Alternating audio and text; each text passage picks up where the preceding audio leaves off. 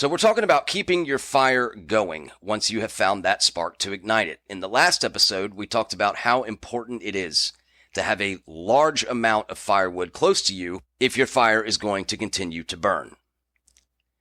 We related firewood to those close relationships in our lives that need to remain close, and it is up to you to make sure of that.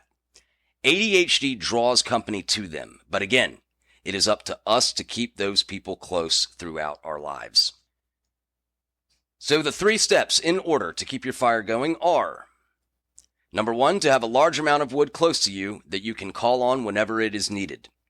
Number 2 is to make sure your fire isn't surrounded by anything that could cause it to go out or weaken it in any way. And step 3 is to make sure you are having fun with your fire. Today we will be talking about step 2, and this is a really important step. Step 2 is to make sure your fire isn't surrounded by anything that is going to cause it to go out or attempt to put it out. Now, if you've ever sat around a fire with a person with ADHD, we are the people that are around a campfire and keep putting logs on, and then sit down and enjoy it for 10 minutes, and then get right back up trying to improve the fire. We move logs around, we poke at it, we are constantly adding more wood and placing logs in different positions in order for them to burn their best, etc. We are also constantly clearing the area around the fire to make sure nothing around it can put it out. We clear away ashes from past fires so that they don't suffocate the current fire we are currently working on and enjoying. You know who these people are. Well, that's us. So in terms of step 2, today's focus is on making sure there is nothing in your surrounding area that could attempt to put out your fire. So this is really important because if your fire goes out, you need to be the one that has decided to put it out. Don't let anything or anyone except you put out your fire. This is your fire. Putting it out is your decision and your decision only. If you decide that your fire is just no longer enjoyable, put it out and start all over again. But that is not the goal.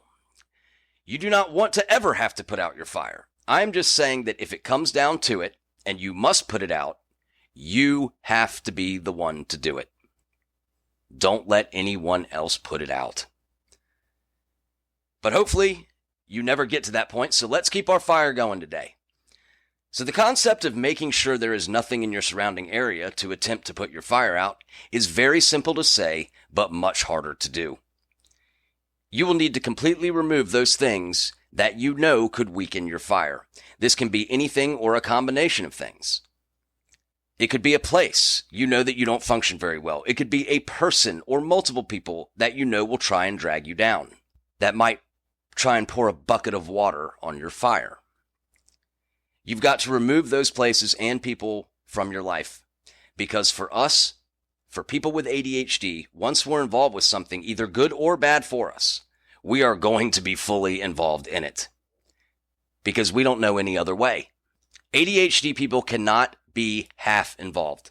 We are either all in or all out.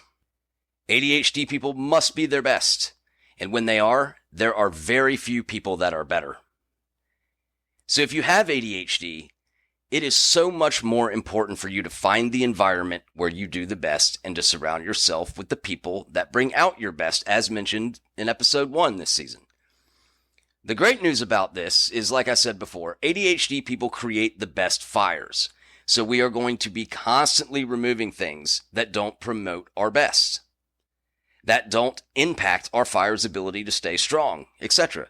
And how to keep a fire going is not unique to just ADHD people, by the way. This is true for everyone, in my opinion.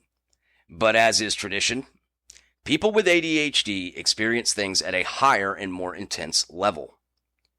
Which means that everything that is bad for us must be removed, or our fire could be put out and put out quickly. Even if we don't want it out. And that is dangerous for us. And this can be hard for us, because it requires us to remove certain people and places from our life because we want to give everyone and every place a chance. But if we know in the back of our minds that it is not a good idea, we are more than likely dead accurate on that. It's not that we don't want to be around people that are slow. We simply can't. It's not that we don't want to be around people that don't show a passion for life. It's that we shouldn't be. This is true as well in terms of being around an attitude that impacts us negatively or an unreliable person or place. Again, it's not that we don't want to try to be around people in places like this. But the simple fact is, if we are, it's kryptonite to us. It affects us way more than it would affect other people. For example, you know that if you have ADHD and you enjoy the nightlife and the party scene, which so many people with ADHD do, but with ADHD, we are extreme. We go at it with everything we have. So what types of places do you think ADHD people might want to avoid if they love the party scene? What types of places might try and weaken an ADHD fire? I would say probably somewhere within walking distance of a club. We always want to be doing something. So if our environment is one where you step out your front door and you're at a bar, guess what? We will probably go there way too often. And that might affect how strong our fire can be at some point.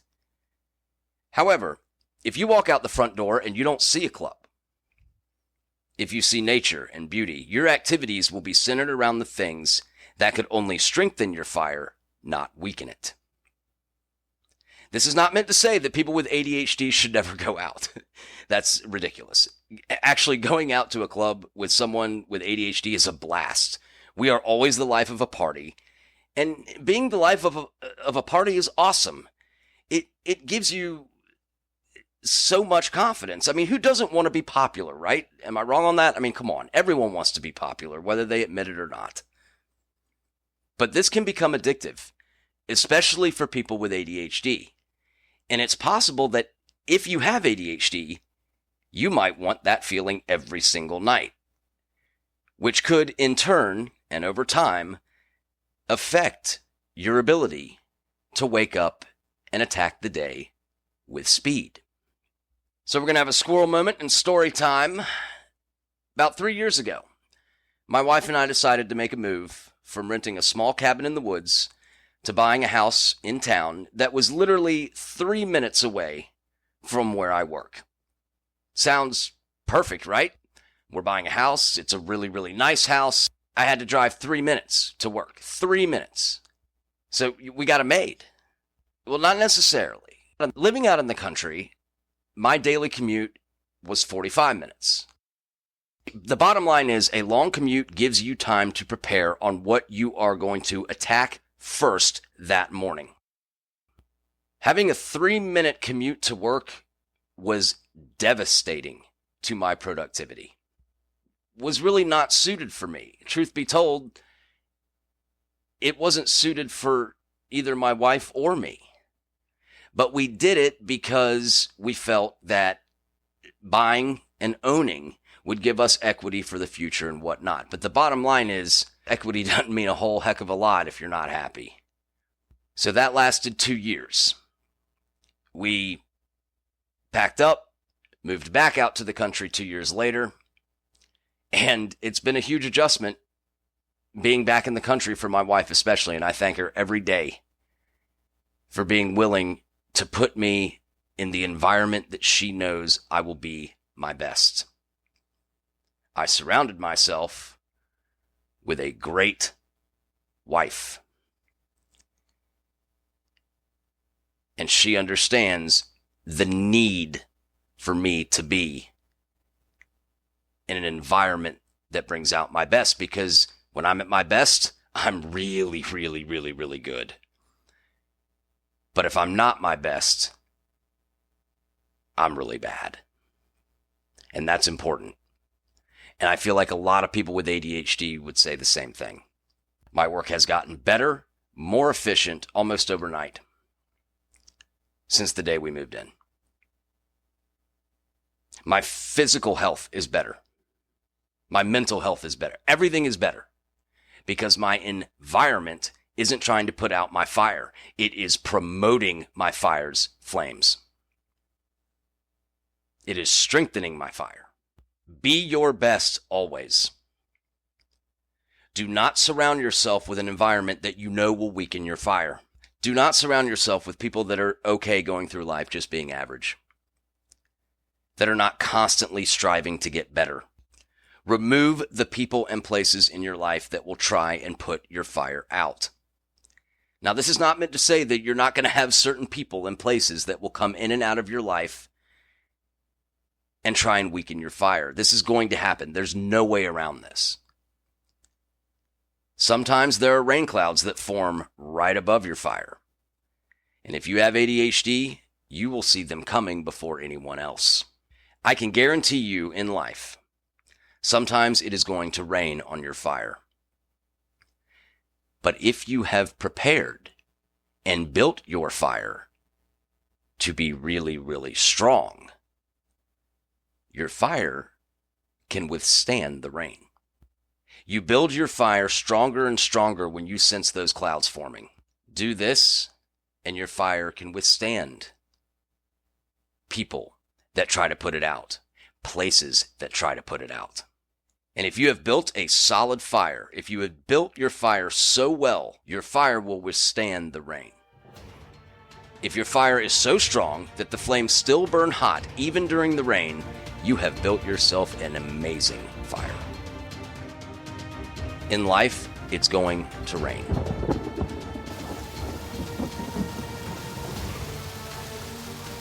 Build your fire so well that after the downpour, your fire is still burning.